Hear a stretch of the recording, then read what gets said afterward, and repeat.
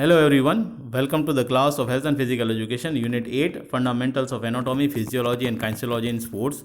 And today's topic which we are going to learn, that is functions of skeletal system. We are going to learn the functions of skeletal system. Let us start. So skeletal system, you can see that our body is being made up of various types of bones. There are different shape in different size. The system is a combination of the various bones, different bones in all over the part of our body. There are total 213 bones in a children and 206 bones in an adult. That makes a difference because when a child is being born, the bones are more in a child because these bones have not got ossified. After the ossification, when the child becomes a complete adult, the total bones become how much? 206. So that's why total 206 bones are there in an adult. So these bones are in different shape and size. The bone provides support to and protection to the delicate organs of our body. So you can find out our lungs, which are being situated inside this rib cage, because lungs are being considered the very delicate part. So it helps us in keeping the organ safe, and it gives support. Whereas the brain is also situated under the skull part, which is beneficial, which used to help in providing the support and protection to that organs of our body.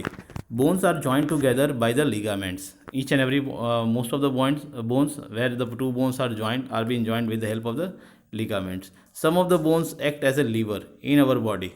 Some of the bones act as a lever in our body. For example, elbow. When we used to lift our hand up and down, the shoulder also used to act as a lever.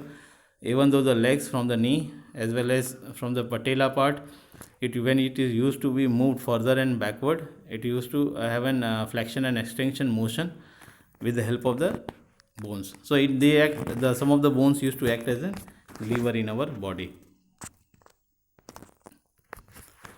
Then skeletal system division. The skeletal system has been divided into two parts, axial skeletal as well as appendicular skeletal. In axial skeletal, there are how many bones? Skull bones, that are totally bones which are been there in our head and our face. The skull bone. Then we are having sternum, that is the rib cage. The front part of the rib cage is been considered as a sternum. So you can see here, this is the sternum part. The white part which you can see here in between in the center of the rib cage is considered as sternum. Then total ribs, how many ribs? 24 ribs. Hyoid bone 1. Then vertebral column 26 for the adult and 33 for the children. So here it makes a difference. 6 bones makes a difference. That is, for in an adult there are 206 bones.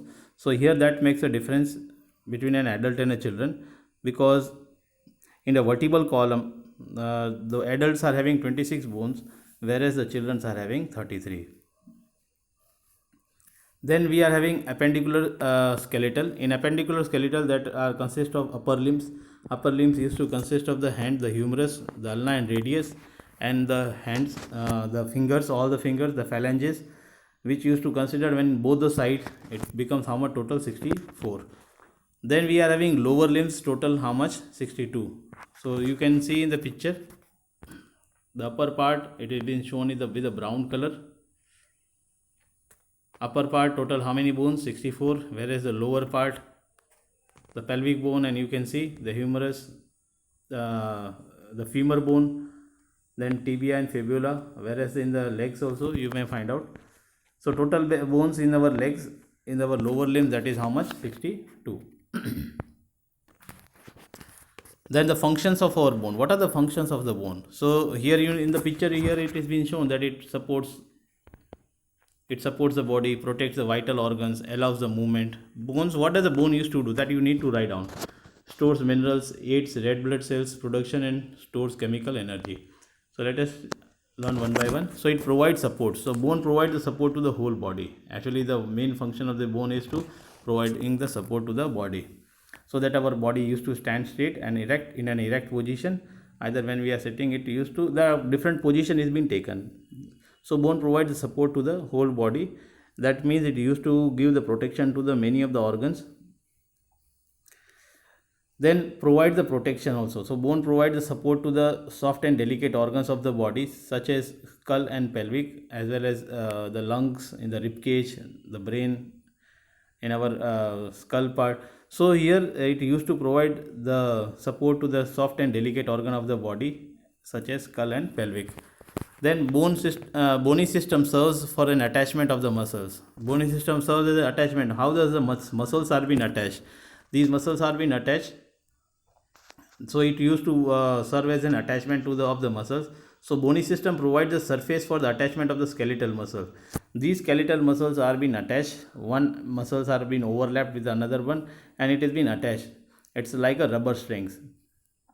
So bony system covers the soft part, maintains them in the right position, helps to control and direct varying the internal pressure, and gives the stability. Bones, what does the bony system used to cover? It used to cover the soft part, delicate part, maintain them in a right position, helps them to control and direct varying the internal pressure, and gives them the stability. Actually, so you can see that it used to work in such a way that